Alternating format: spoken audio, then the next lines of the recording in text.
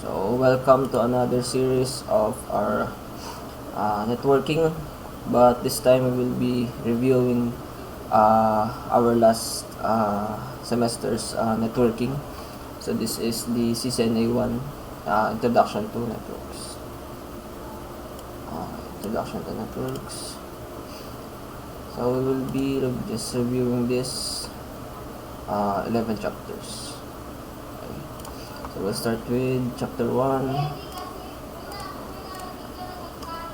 So we'll just be reviewing the important parts. Okay. So exploring the network. So the chapter 1 is like the introduction for the later chapters. Okay. The overview for the later chapters. Okay. So exploring the network. Activity. So as you can see, we have different GUI because it's outdated. It is version 6. So in our CCNA 2, we are on version 7. So honestly, I did not read all of this when I last semester. So I just read I think 1 to 7. Oh no, this one. So we're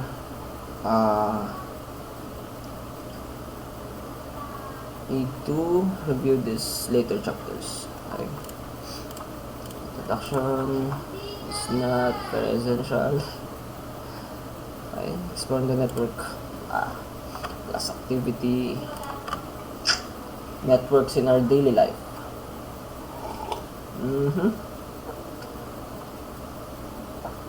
Communication is almost today's networks. We are connected like never before. So that's it. Technology then and now. So then there is no internet, but now we can access the internet for communicating with others. Okay.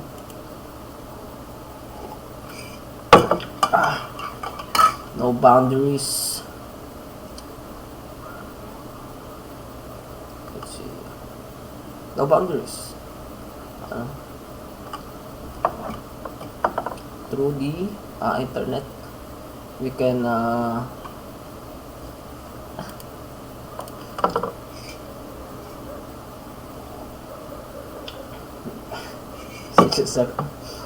network support where you learn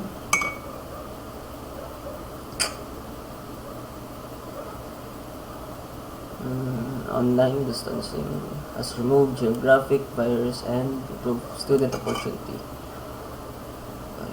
Network support the way we learn.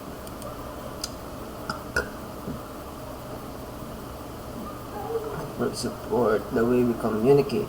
Okay, through texting, social media, collaboration tools, social media, interactive websites. Testing is through our cell phones, through SMS, collaboration tools, the blogs, wikis, podcasting, peer-to-peer fashion.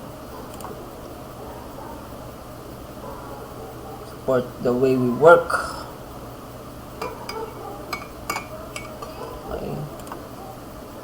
Just networking today. The support the way we play. Okay. On playing video games, online games.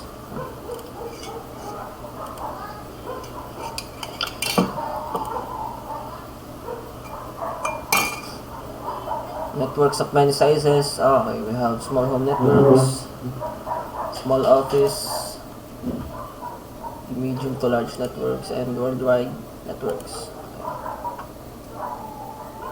Networks of many sizes. Just reviewing, we're not discussing this. We're just refreshing our memory. So clients and servers. So clients who requests, then servers who gives service, like provide service or information. So we have the servers. Where's that?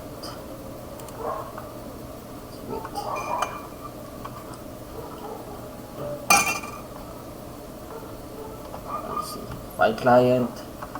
So this is the file client and server, web client. So browser software such as Windows Internet Explorer. So our browsers to access websites, and email clients like Microsoft Outlook. Okay.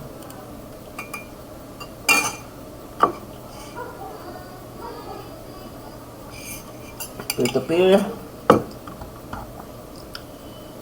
but client and server software usually runs on separate, but it's also possible for one computer to carry out both roles at the same time. Okay. Peer-to-peer, so one computer can be a client and a server.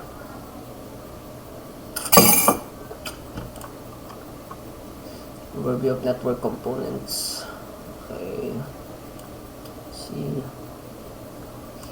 So have the devices. Okay. These are the devices. We have the PC, the routers, the servers, the switches, the media. So these are the wires, the wireless network, the fiber optics, then the services. So services and process. So in devices, so these are the devices used by the end user. Okay, we have the PC, then switches, like that.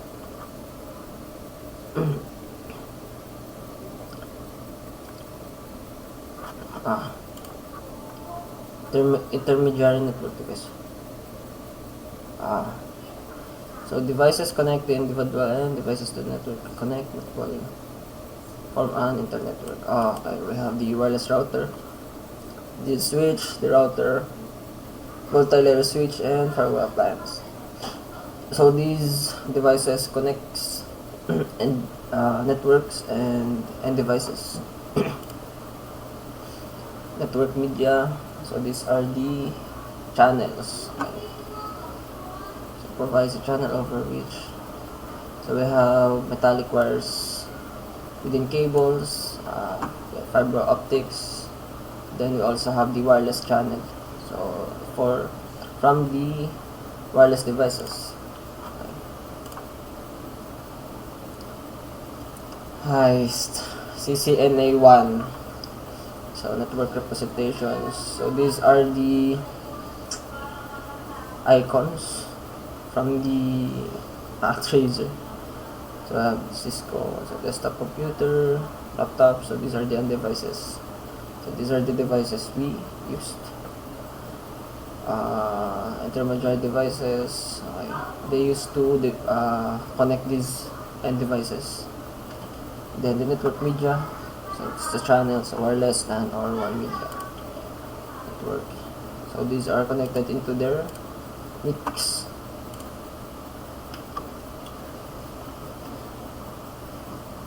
So physical topology. So we have physical location. Then logical topology is devices, ports, and addressing schemes. Okay. Physical location, logical location, logical topology. Okay. So which ports they are connected, their network,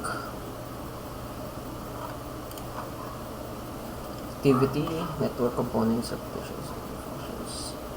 Provides channel, provides an interface. We have end devices, intermediary devices, connectivity, provides a channel. Components, its function. So in devices, these are the devices that we used. So, okay. So the first one is switch. This is intermediary devices. Phone, one media, firewall appliance, TV, laptop, PC, wireless media, router, printer, telecom presence, multi-layer switch, wireless router, and LAN media. Okay, check.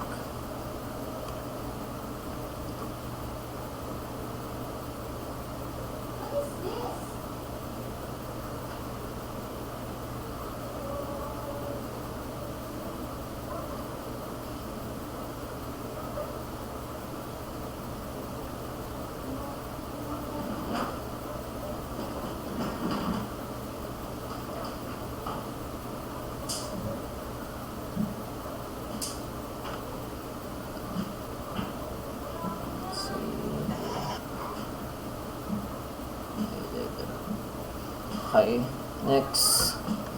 Okay, network component, LAN media, wireless tablet, printer, power appliance, router, wireless media, desktop computer, multi-layer switch, IP phone, LAN media, LAN switch, okay, laptop, and then wireless router. Okay. This is too easy because we always use packet tracer. Okay. Types of networks, you have LAN, wide area network 1. Okay. For LAN, we just will have our local network. Then for the one, it is interconnected LANs. Okay.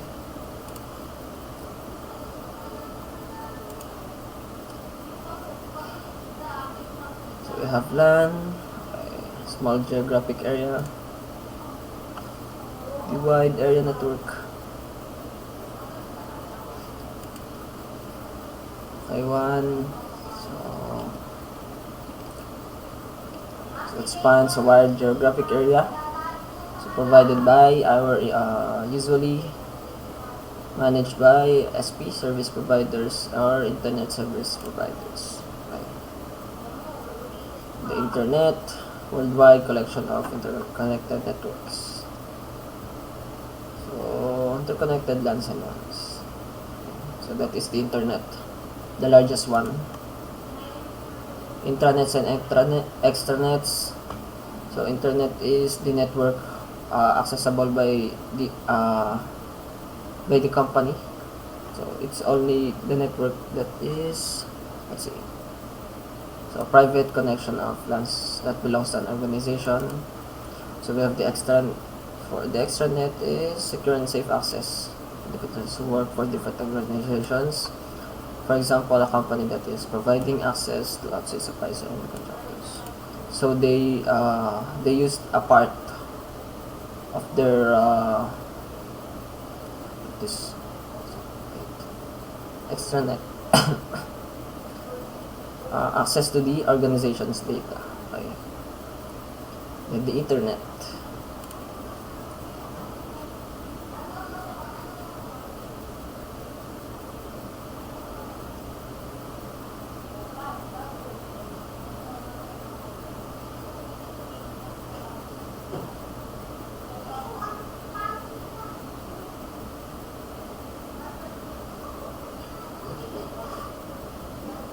Internet access technologies. This is for different ways to connect users. Okay, we have the ISP, different ways to connect users. This is internet.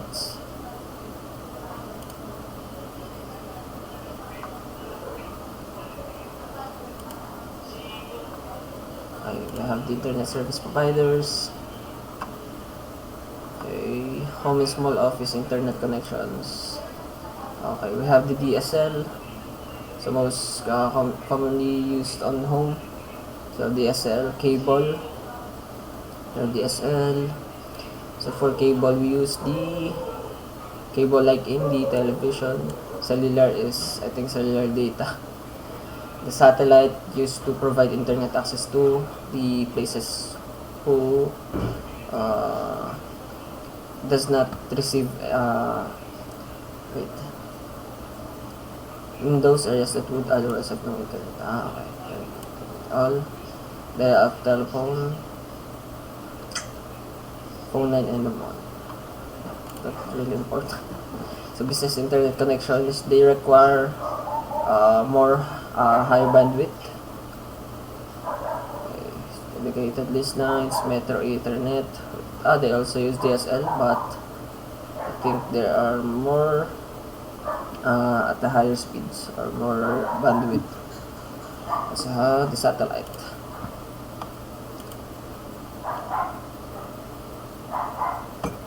Packet tracer. So we'll just be doing the packet tracer here, which is fun to do. We will not be, I think we will not be doing this packet tracer with work representations. So we want the configuration packet tracer. Traditional separate networks. Okay, we have separate networks before, but now we have converged networks.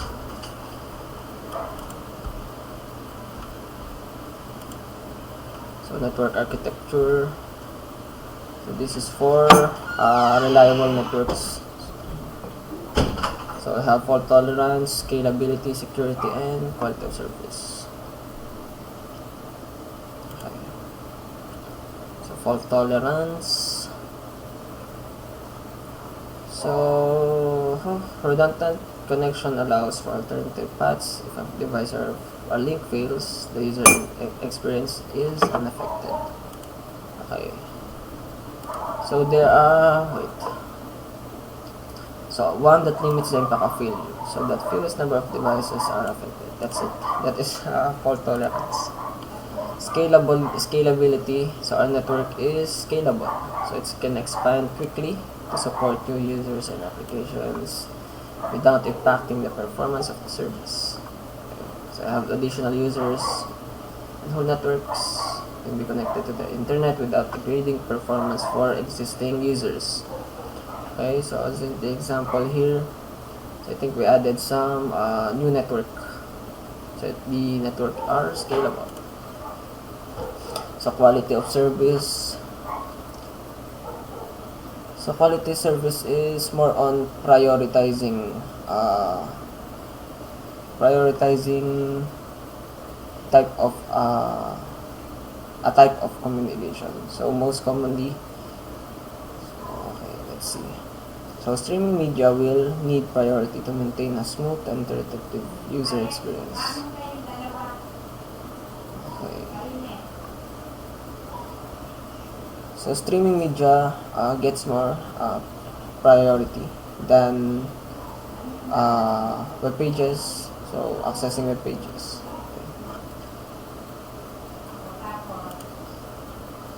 So security. So we secure our data.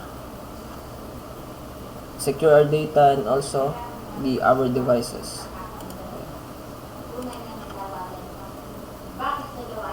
So we have confidentiality, integrity, and availability. Confidentiality. So the only intended and authorized recipients can access and read the data. Integrity is assurance that the information has not been altered. Then availability is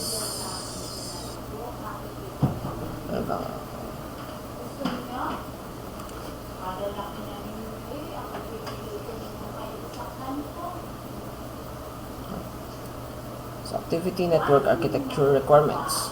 Wala akong pakialam. Pag kayo ay mga nagkasakit, okay ka na bibili ka ng mga vitamin C niya. Wala mo natulog ng araw yan. Hindi. Tulog ng araw ba kayo yung tutulog?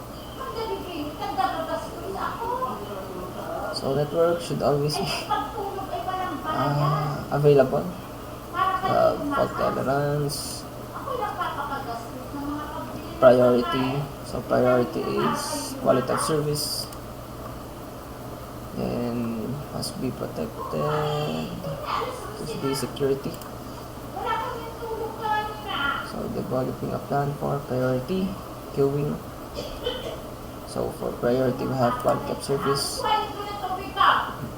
So business and personal data must be protected. Security. So networks can grow, expand, have scalability. So data can travel through more than one route. So you have default tolerance and so scalability.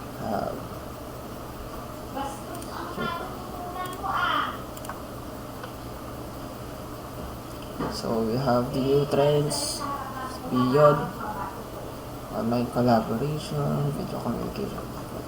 So these are the new trends today. So bring your own device. So we bring our own device anywhere.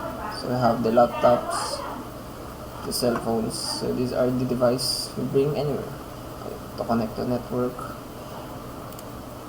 So online collaboration. So collaborating online for like a joint project. Okay. So video communication. So we have video conferencing. Cloud computing. So we're accessing our let's see. So we access and store data on the internet. We have the cloud computing. We also have different types of clouds. We have custom, public, private, hybrid.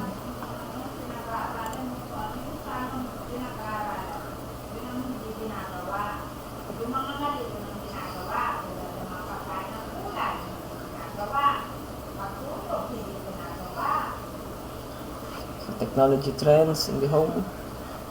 So we're now on the smart home technology. So our home is connected to the cloud. Okay. Some of our devices in home are connected to cloud. So like cell phone. We have also the car connected to the internet. So Powerline Networking. This chapter is all about some terms and concepts. Okay. Powerline Networking. It's a new trend. Wireless broadband. Okay. So we're connected to network wirelessly. Okay.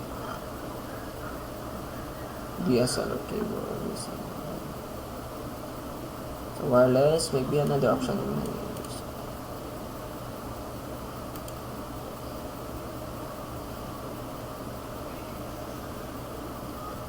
Security threats. Okay. Our network would be susceptible to network attacks. Okay.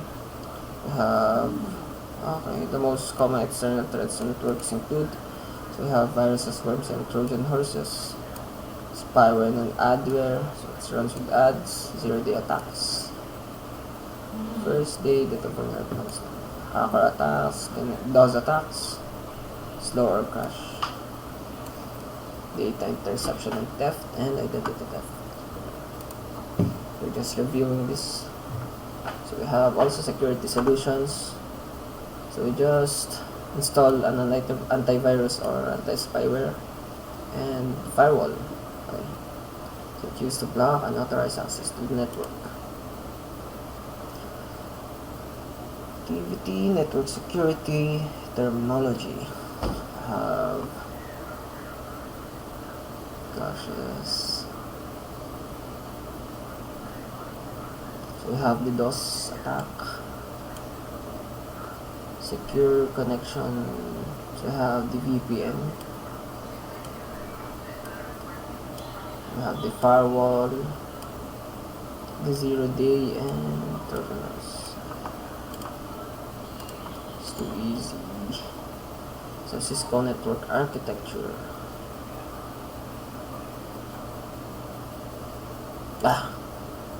CCENT, okay. CCENT and CCNA certification. Okay, we have the entry level, associate, professional expert, and the architect. The god of Cisco. So lab activity, we will not be doing this. Class activity, okay, we will draw. No, we will not draw our concept. War of the net. This is a short film. Okay.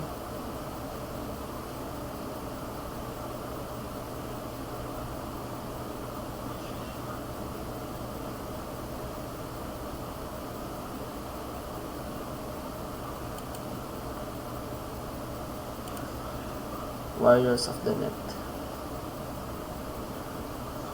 Okay, let's download this, and we will be having a review of this movie. I think this is okay, from YouTube. So, we'll be doing that. Chapter 1. Okay, this is summary. It's chapter 2. Okay, networks and internet. Communicate. Our summary is networks come in all sizes. System of two computers, two networks connecting millions of devices. Okay. So the largest network in existence, which is the internet.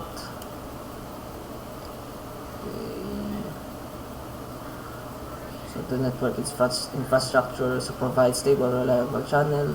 So we have the fault tolerance, scalability, quality of service, and security.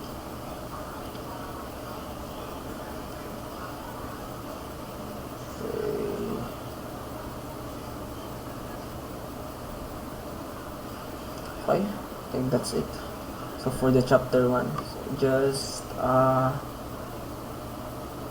read some concepts on what is networking. I think I will forget all I read from CCNA 2 because I will be reviewing this. So for chapter 2, we are now beginning with configuration. So basic configuration. So this is easy. I think this is just for a switch, but for the router, it's also the same. I think that's it.